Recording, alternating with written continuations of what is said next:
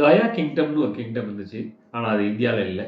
அது எங்கே தெரிஞ்சுக்கிறதுக்கு முன்னாடி சேனலை சப்ஸ்கிரைப் பண்ணாங்க, சப்ஸ்கிரைப் பண்ணுங்கள், ஷேர் பண்ணுங்கள், லைக் பண்ணுங்கள். இந்த மாதிரி இன்ட்ரெஸ்டிங் டாப்பிக்கை தெரிஞ்சுக்கிறதுக்கு கமெண்ட் பண்ணுங்கள். கயா கிங்டம் எங்கே இருந்துச்சுன்னு சொன்னால் சவுத் கொரியாவில், அதாவது இப்போ இருக்கிற யுனைடெட் கொரியாவில் இருந்த ஒரு கிங்டம் தான் கயா கிங்டம்.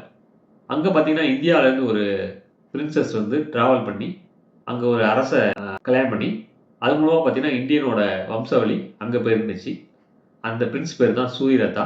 அவங்களுக்கு கொரியன் லாங்குவேஜில் ஹா ஓம் ஓகேன்னு சொல்கிறவங்க. அந்த அரசி வந்து அயோத்தியாவில் வாழ்ந்துட்டு இருந்தாங்க.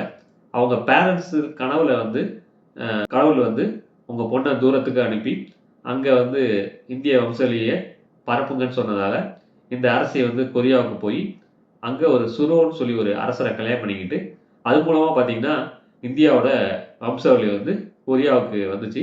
அதேமாதிரி இந்தியாவோட கல்ச்சரும் பார்த்தீங்கன்னா கொரியாவில் பரவடிச்சுன்னு சொல்லி ஒரு ஏன்ஷியன்ட் டைம்ஸ்லேருந்து இப்போ வரைக்கும் நம்பிட்டு இருக்காங்க அதை.